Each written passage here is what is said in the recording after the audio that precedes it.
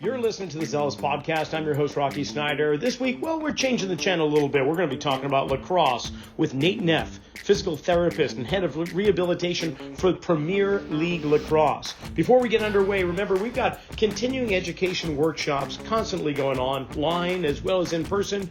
One that's coming up in Capitola, California, November 3rd. An in-person workshop for the day is posture-based soft tissue mobilization. You can get more information on my website, rockysnyder.com. CEUs available for all health and fitness professionals.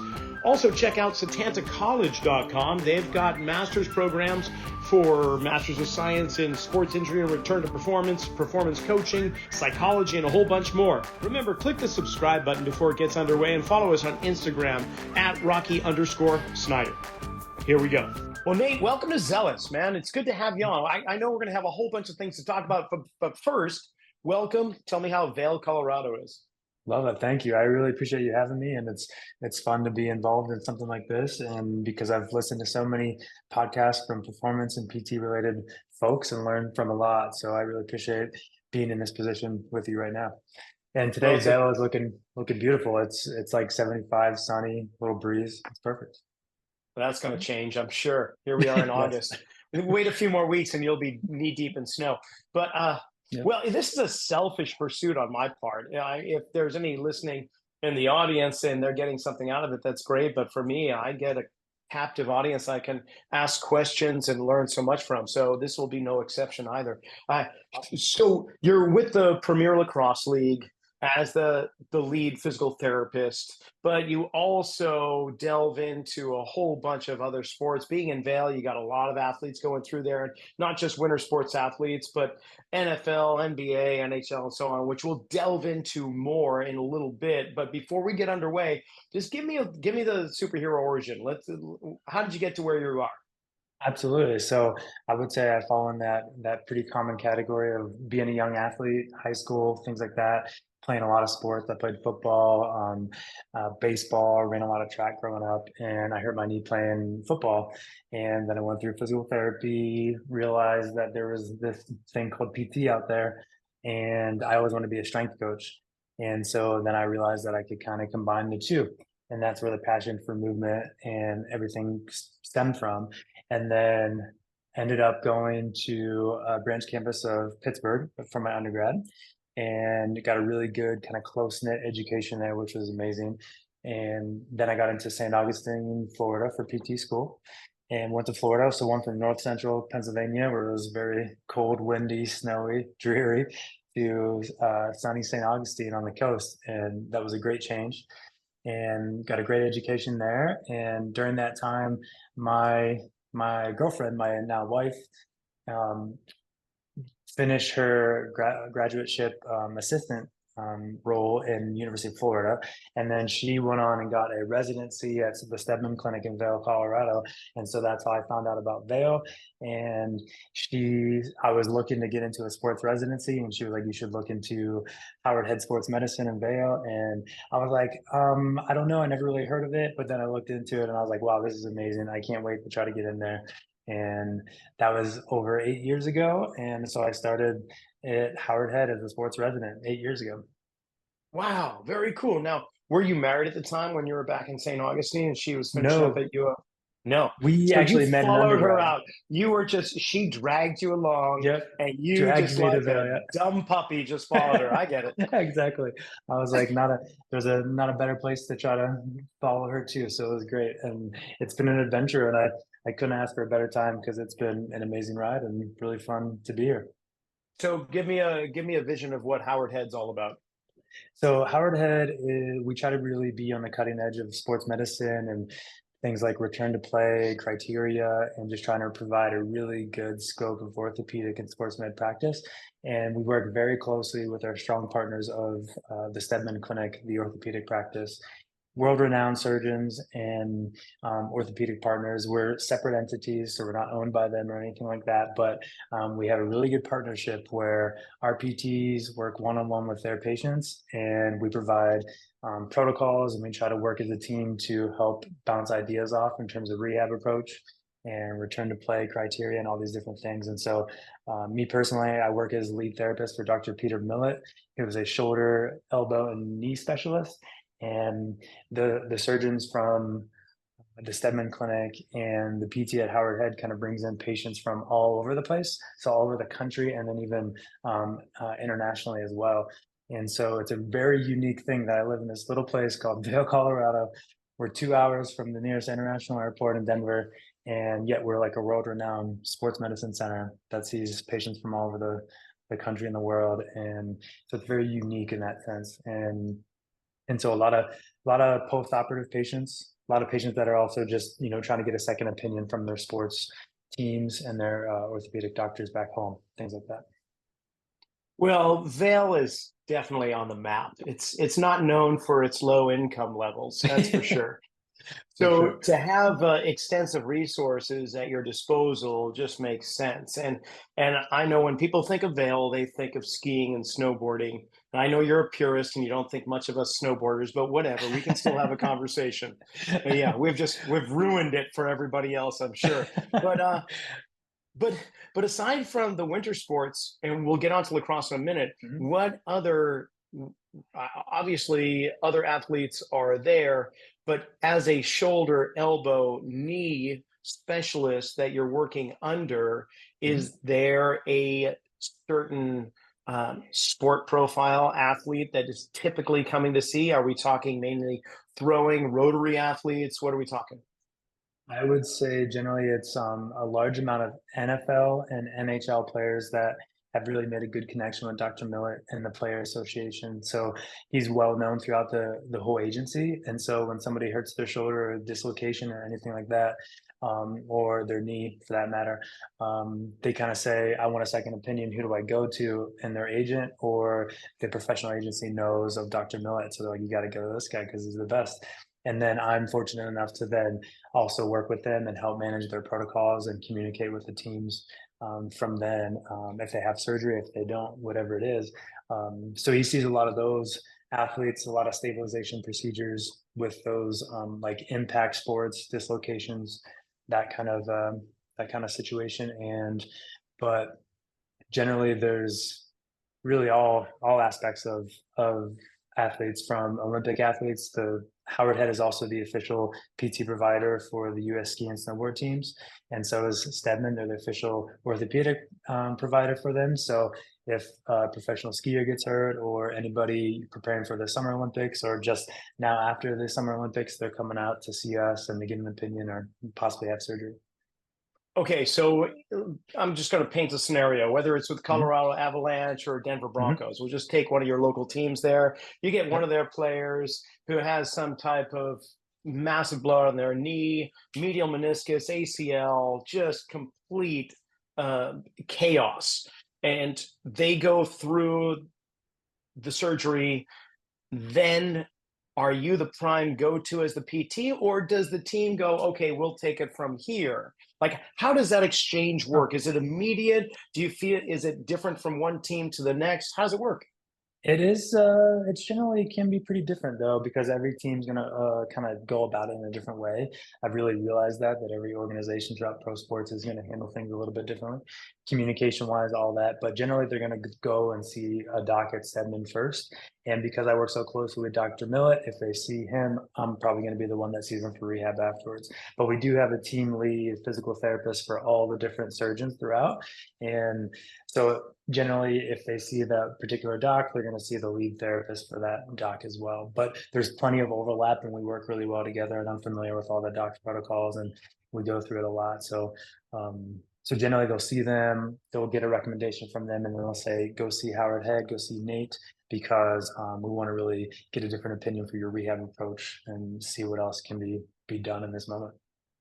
Great. And so what are we talking? Like the athlete will stick around Vail for 3 to 4 weeks, and then they'll go back to where they have other support staff. Is that how it typically goes? Yes, it's a very unique situation where you might see the athlete for anywhere from a couple days or one session to weeks at a time. There's been athletes that have had surgery and then choose to spend months in Vail and kind of move to Vail for rehab in that sense and for follow-ups with their surgeon or doc. And So yeah, it can range a big kind of wide range of time frames. So it is a very interesting situation where I might have to dive in and try to help figure out something for this athlete within a visit or a few days.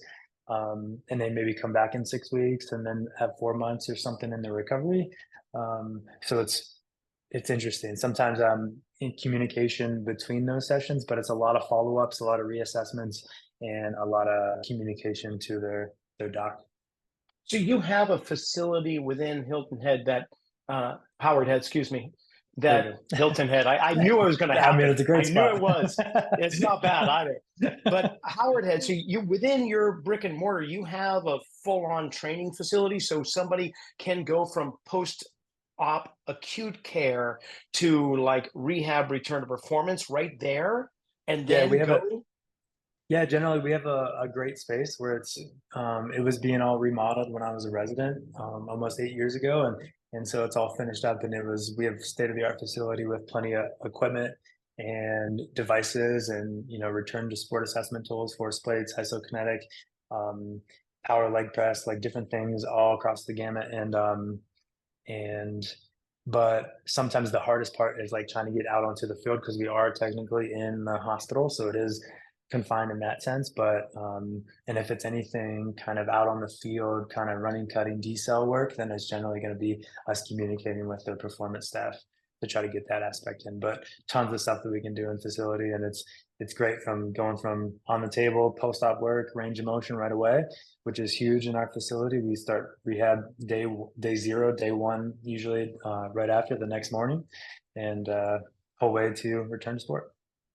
Right on. Well, man, if the waves weren't just bomber in the wintertime here in Santa Cruz, I might think of applying for seasonal hire Yeah, we in do a seasonal Vail in the role. winter. Of course Yeah, you do. You're just going to dig yeah. that knife in and twist it now to me. But Yeah. mainly you're set up in the emergency department because we see the ski athletes and snowboard athletes immediately from the hill.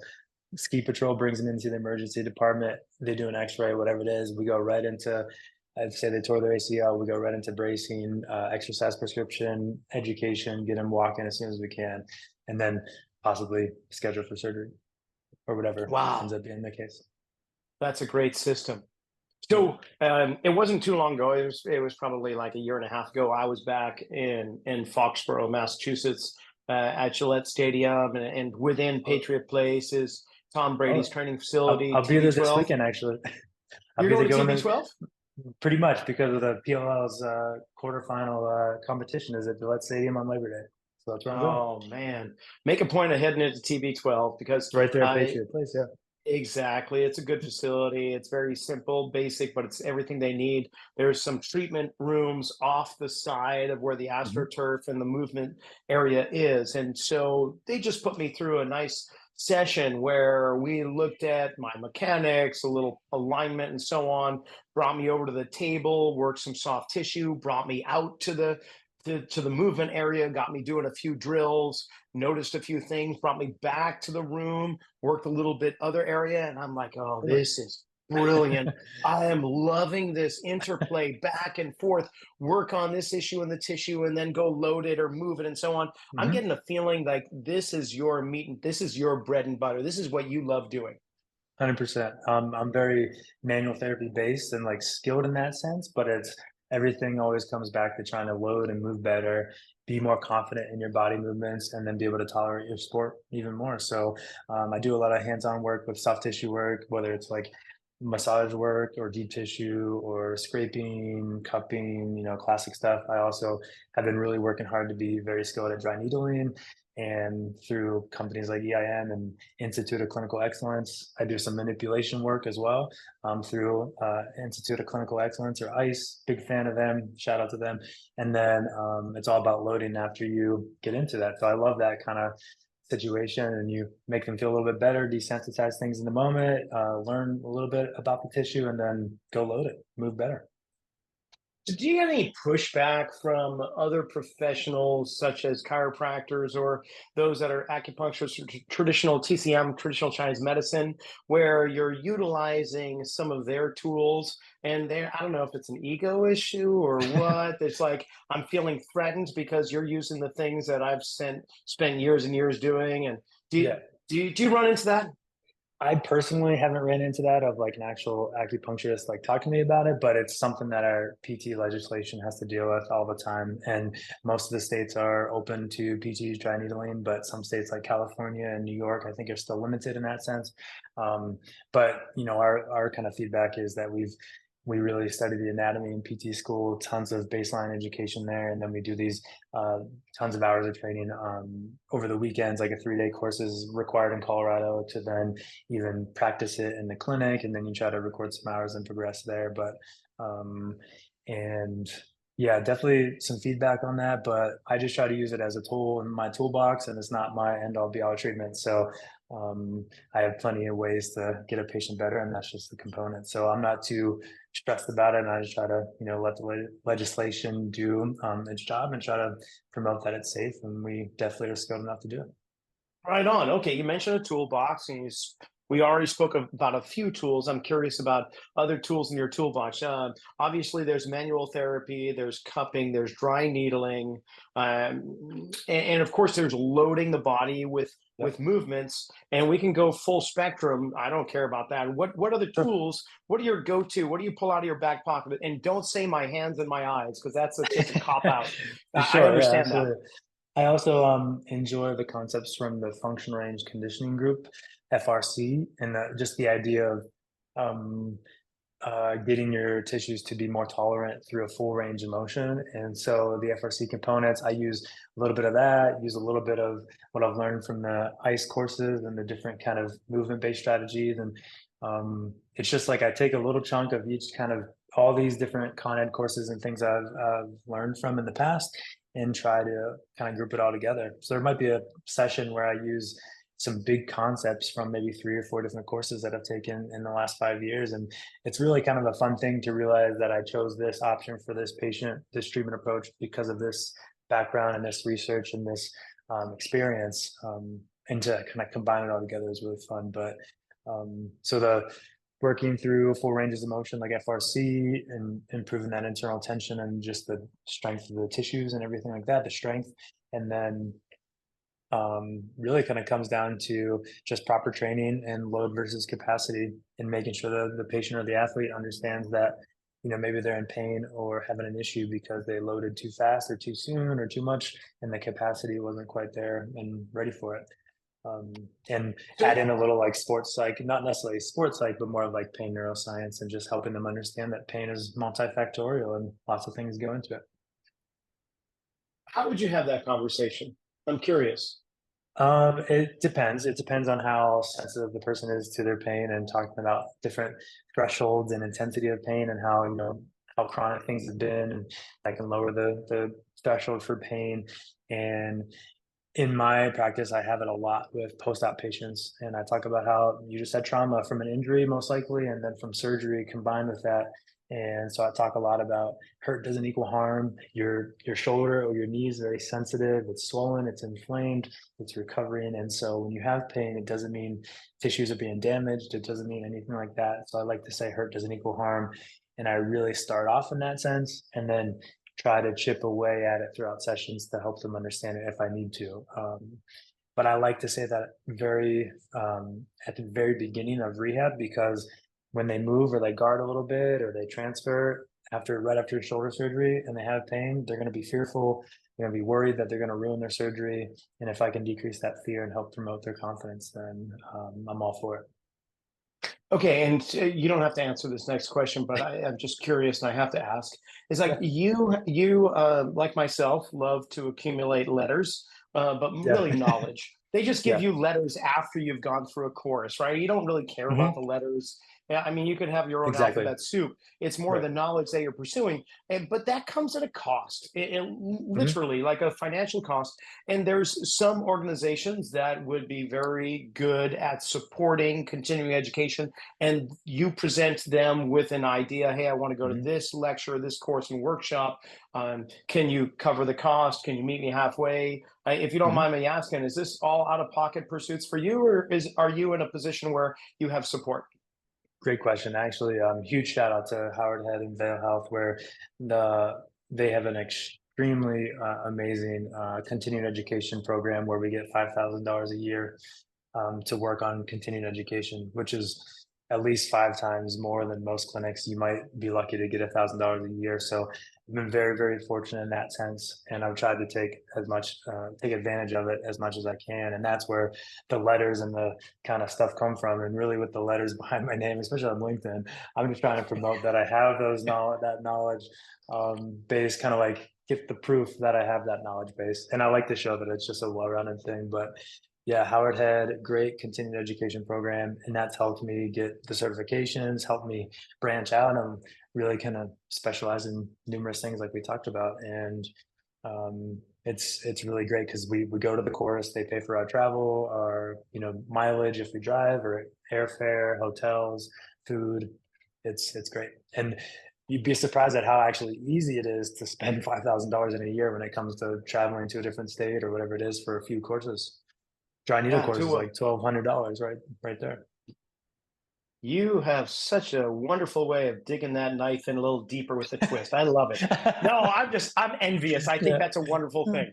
And in fact, Zealous is the Greek god of envy, not just competition. Oh, there we go. So hence the name Zealous. Where Yeah, did there that you come go. from? Yeah, it's like it's Nike's twin or something, sister or brother. Yes. Love it. So I prefer it's the winged god of competition, but every now and then envy pokes its ugly head at me. And right That's now good. I am envious, and that's wonderful. So let's just say the coffers aren't completely dry and you still have a little bit left, and it's the Mhm. 8th month of the year. You got 4 more. Yep. Are there any courses you're intrigued about or interested in? Yes, actually, I was thinking about after just some discussions with our management team and some of the leads in my clinic when it comes to return to sport testing after ACL. I was thinking about this online course. I honestly right now forget the name, but online course talking about different like force plate testing and how to kind of tease out the different components of a jump, like counter movement jump, and how to see where an athlete is limited in that final phase of the neuromuscular kind of the rehab. Well, it's really the whole phase, but that final phase of rehab when they're trying to do powerful movements and jump and land and trying to break it down and see where they're limited. So then you can then break down the movements and improve their ability afterwards. That's something I've been thinking about a lot. There's also, I might look to refresh some of my manipulation skills or take an advanced dry needling course coming up soon, all in December, perhaps. We'll see. Oh, right on. Yeah, you're hungry. I love it. Yep. And sounds like not only is your appetite nice and stable, but it's probably unsatiated or insatiable. You just want to keep on learning. Okay, let's change the direction here. I would love to learn more about Premier Lacrosse League, the PLL. How did you get involved with the PLL? Long story short, I've been always wanting to get into professional sports since I started as a sports resident, and I was working really hard, like endlessly trying to get into a professional sports team, working very hard. I was applying to a lot of NBA teams, and so NBA was a really big pull for me. I had a lot of connections. This was probably 3 or 4 years ago, and consistently every year applying in the off season. And when anything came up, and I kept getting closer and closer. I like to say that I was failing better every time and getting closer.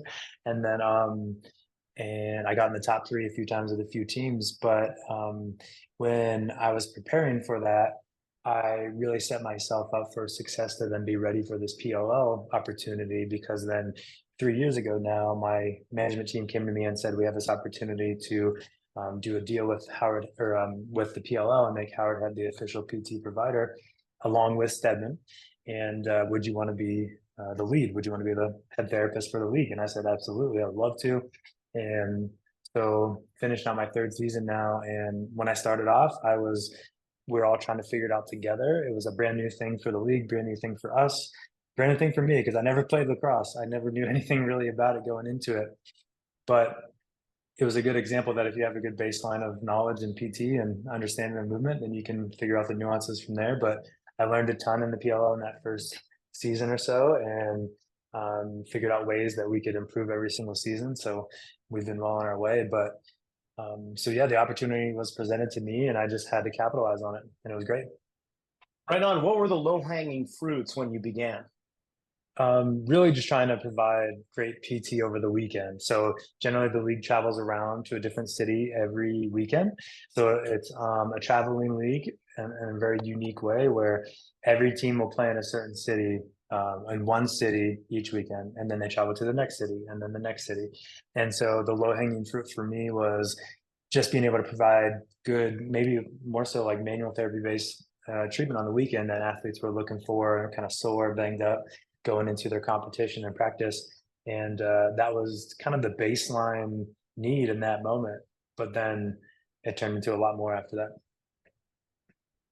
And so, not having the background in lacrosse, I mean, Mm-hmm. that shouldn't have swayed any opinion one way or the other. I guess I'm saying that more to the listening audience because if we understand biomechanics, understand movements, understand, in your case, rehabilitative protocols and assessments and so on, then it's really regardless of any sport. Once you understand what's required in the movements, I mean, you can Yep.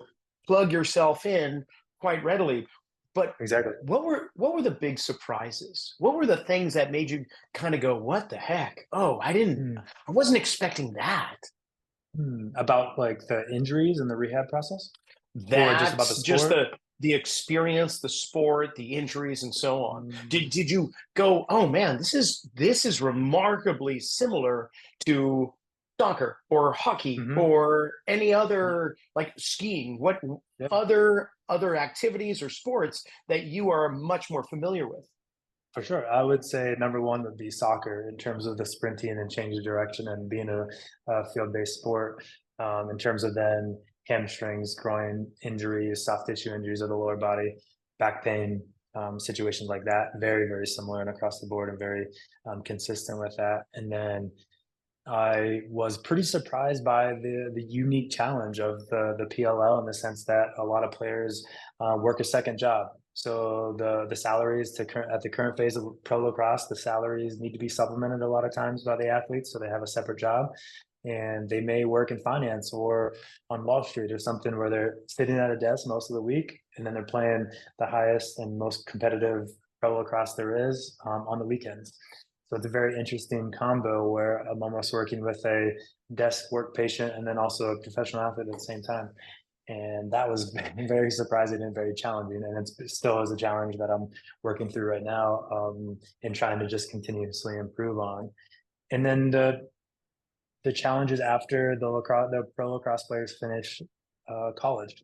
In certain ways, the college lacrosse game is more exciting for the athlete, or more so for the fan, because stadiums are filled for these lacrosse college lacrosse games, but it's getting better and better in the professional realm. And so, and players go from kind of working with a team and having maybe a PT, an athletic trainer, or numerous ones, and then a strength coach, and having their whole kind of programming figured out for them and the timing, and they kind of just show up and work hard and they can make it happen. And then they're on their own. Now they're a professional and they're kind of on their own in certain ways where now they need some more guidance in terms of their strength and conditioning and their performance. And then because their teams are, they have the team and they mainly practice throughout the season one night, and then they have the game the next day. So maybe they practice Friday, the game's on Saturday, but then they go home to their respective states or their towns, and they don't see each other until the next weekend.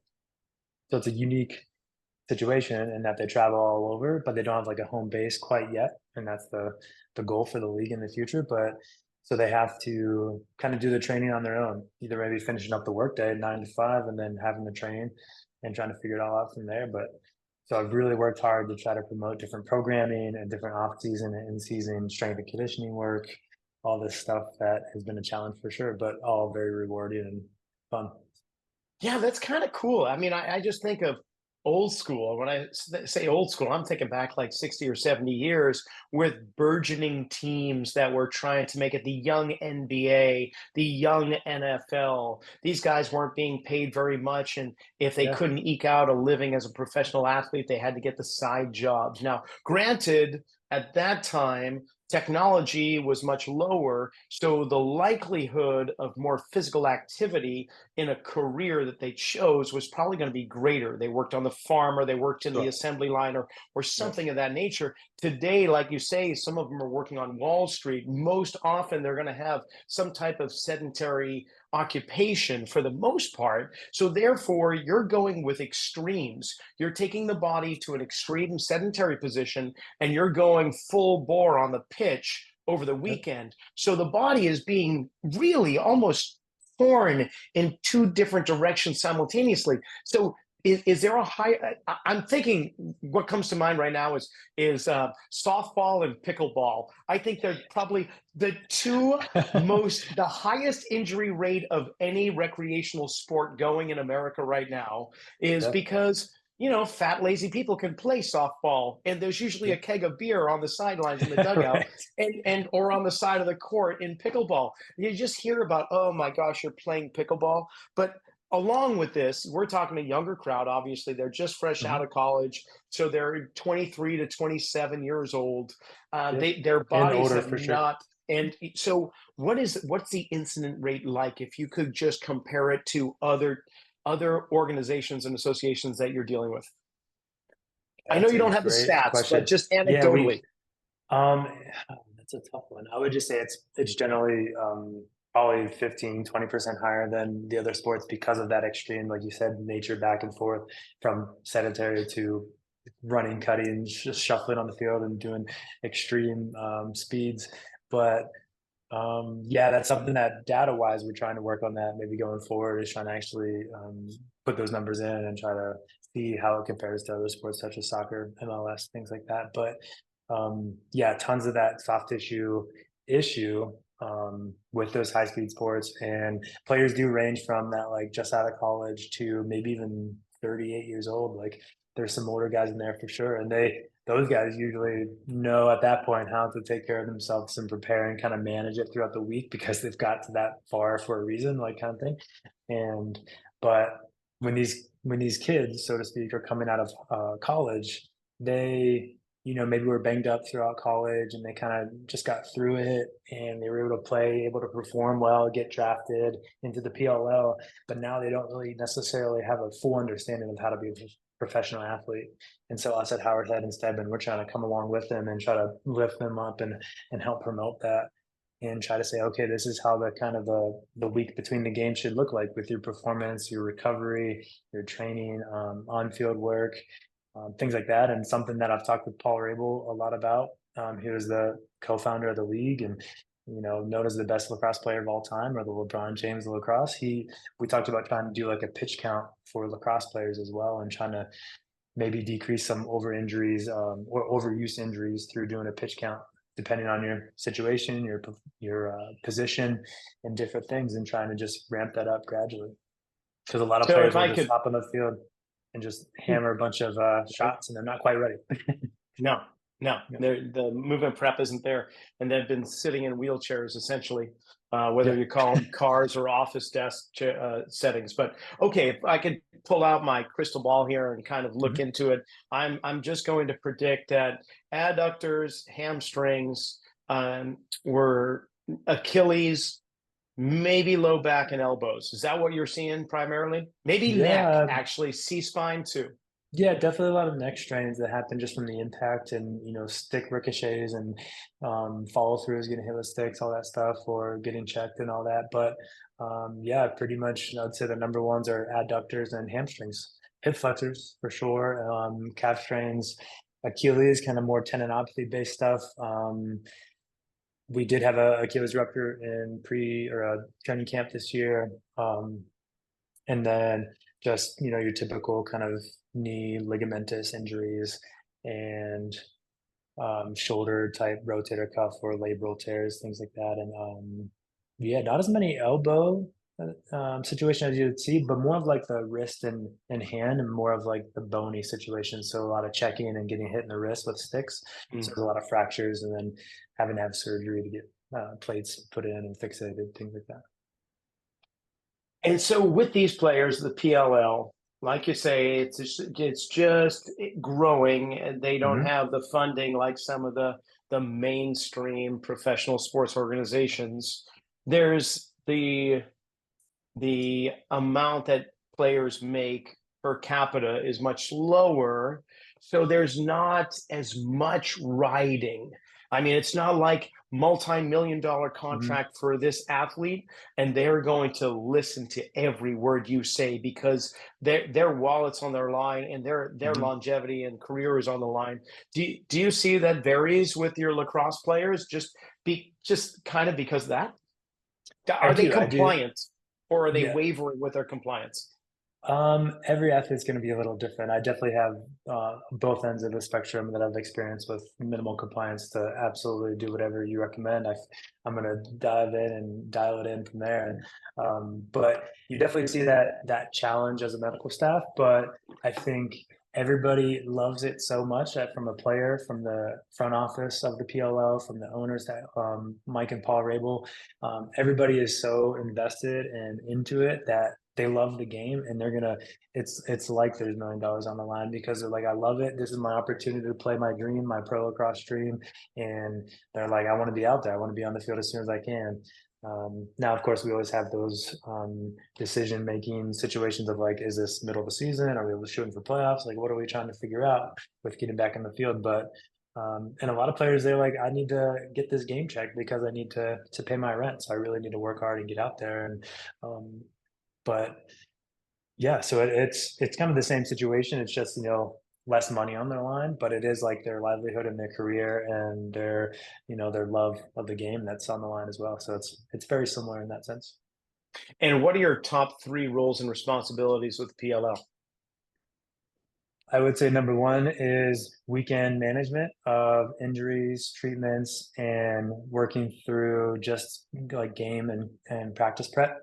And number two, so that's like anything like manual therapy based, exercise, warm up based, loading, helping them understand their injuries.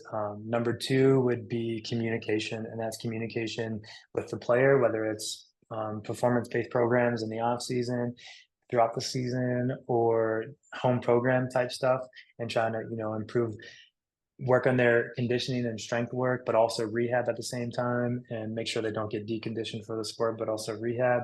And in communication with their PT. So if they end up getting an injury and they're going to physical therapy, say in New York City or in DC or in San Diego, I gotta then be in touch with their PT and the player themselves and make sure that they're progressing really well. Like, what's our timeline, what's our projections, and then help guide their return to sport testing and communication to then the front office and the league.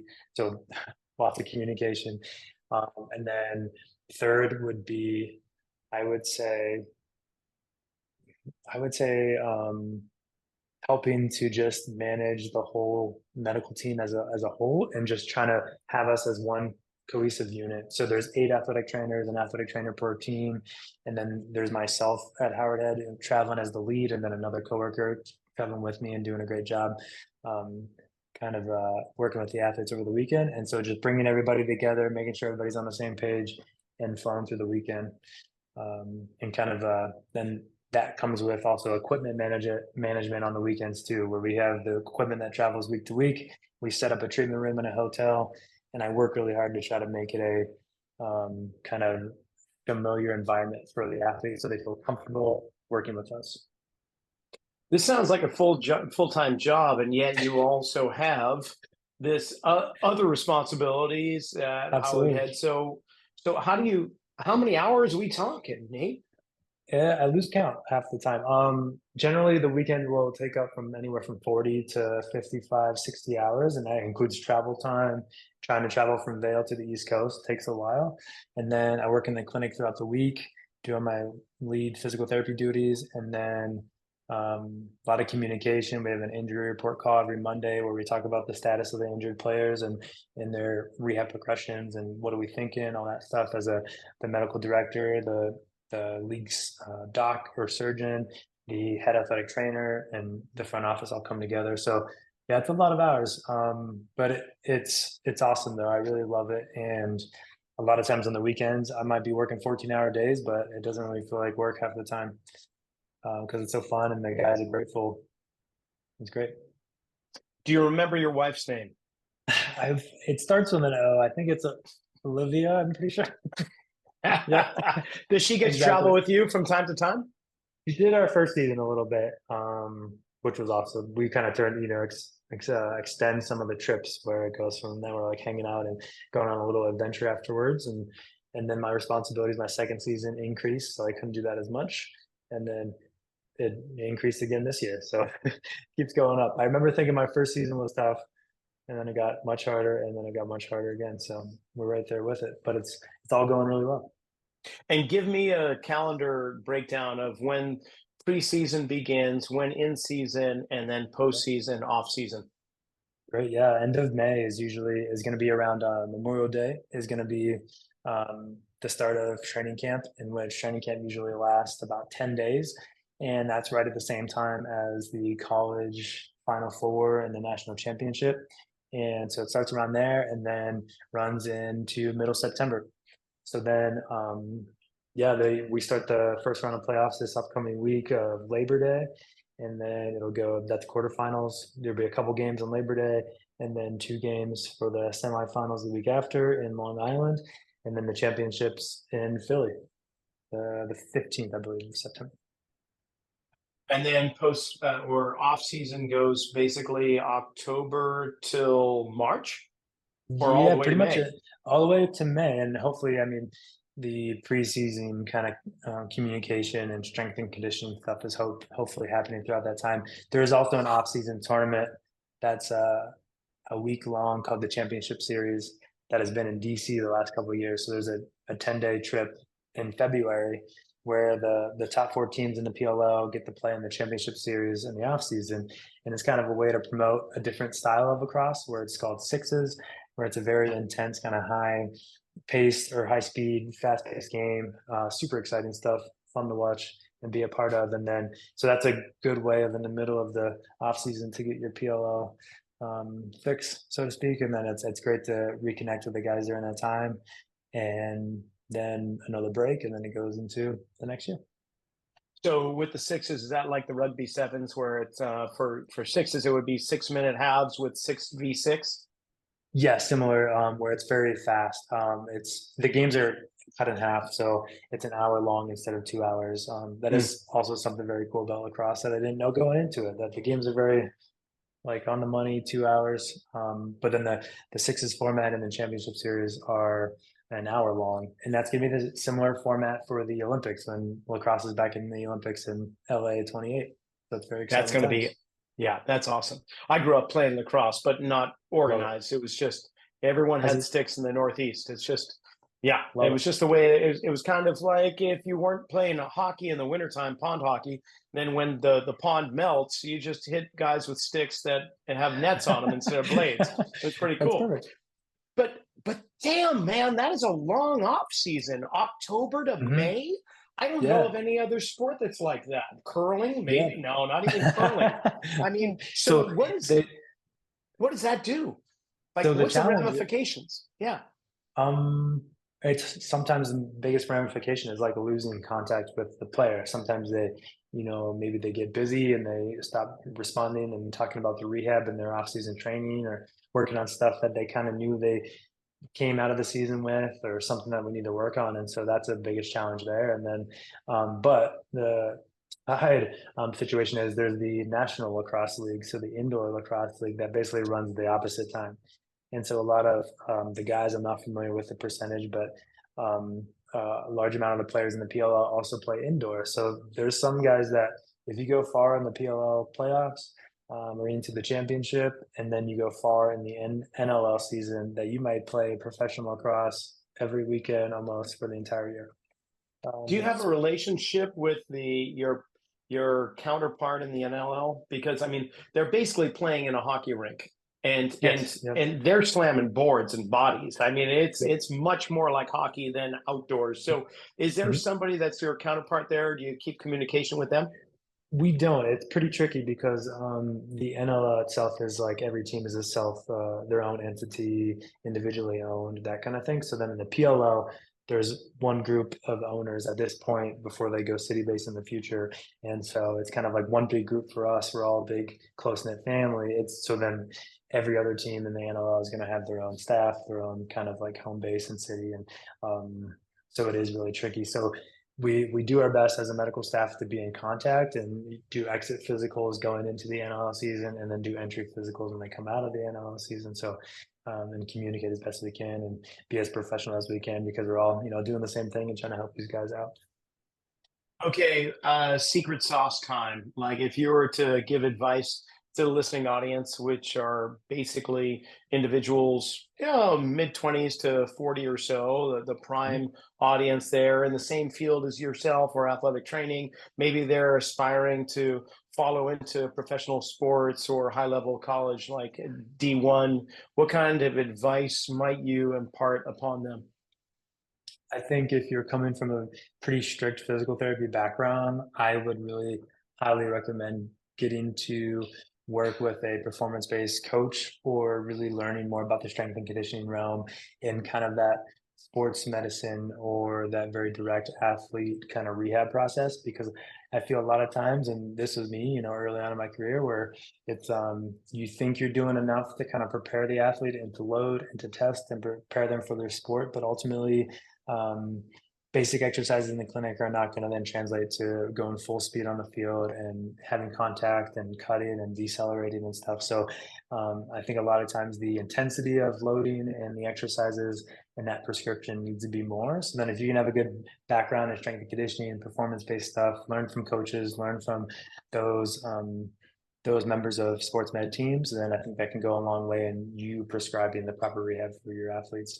Because I think a lot of times PTs underdose, underserve in that way, and I think we could get a lot better at that. And so, yeah, trying to kind of take a step back and kind of look at the big picture a bit more and say, like, this is what's needed for the sport, and I have to prepare them for that, and then help your athlete understand that as well. All right. Now, are you a social media mogul? Are you doing blogs and vlogs and posts and all that? If people wanted to follow your trials and tribulations, how could they do that? I am not huge into that. I follow a lot of people, but at the end of the day, as you heard the schedule, especially in the summer, I don't really have much time for it, and so I don't post a lot. And when I do, recently, it's PLL related and trying to promote that. But it is Nate Neff PT on Instagram. But yeah, it's not going to be a very exciting page if you follow me. Just so you know. No problem. Well, I mean, I really am from my heart grateful that you've kept aside some time for us to have this conversation. I really appreciate it. And it's really cool to see the league growing, and I really hope it grows into something pretty amazing, even more than what it is right now. So, Nate, this has been great. Thank you. Thank you, and then I appreciate it. It's really fun being on the ground level of the PLO, and it's progressing every year, and I can't wait to see what happens, and especially after the Olympics and after it hopefully grows even more, and it's going to be a great ride for sure. Thank you for having me. 2028 in LA. Oh, my pleasure. And that brings this episode of Zealous to a close. Thank you, Nate and PLL, for coming on. Don't forget, November 3rd, check us out, RockySnyder.com for CEUs. Also, Setanta College, RS10 is the code for 10% off tuition. And maybe check out my book, Return to Center, Strength Training to Realign the Body, Recover from Pain, and Achieve Optimal Performance. Follow us on Instagram at Rocky_Snyder, and we'll see you next week.